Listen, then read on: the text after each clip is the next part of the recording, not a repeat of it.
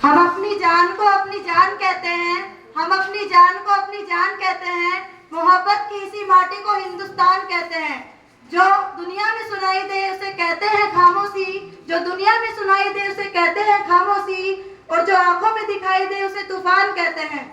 परम माननीय मुख्य अतिथि, डायरेक्टर मैम, डायरेक्टर सर, प्रधानाचार्य जी, गांव से पधारे गणमान्य लोग, मेरे साथियों एवं मेरे प्यारे बच्चों, आप सभी को स्वतंत्रता दिवस की हार्दिक शुभकामनाएं। मैं आप सभी के सामने देशभक्ति और राष्ट्र निर्माण के उपलक्ष्य में अपने कुछ विचार साझा करना चाहूंगी। आजादी का असली मतलब वही समझ सकता है जिसने कभी गुलामी की हो। हम सौभाग्यशाली है कि हमें स्वतंत्र भारत में जन्म मिला। यूं तो आजादी की लौट 1857 में ही जल चुकी थी, जो कि हमारे देश को 1947 में आजाद कराई।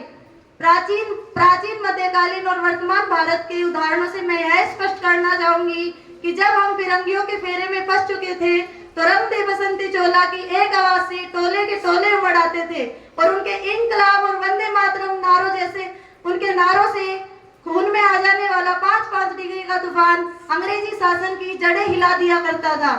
उसके बाद 62, 65 और 71 में के युद्धों में अपना स्वाग गवा देने वाली औरत, जब घर के हालात यूं हो जाया करते कि प्यार भी भरपूर गया, मांग का सिंदूर गया, नन्हे ननियालों की लंगोटियां चली गई, छोटी छोटी बेटियों की चोटियां चली गई, बाप की कमाई गई, भाई की पढ़ाई गई। एक ऐसा विस्फोट हुआ कि पता ही नहीं चला कि जिस्मों की कई बोटियां चली गई।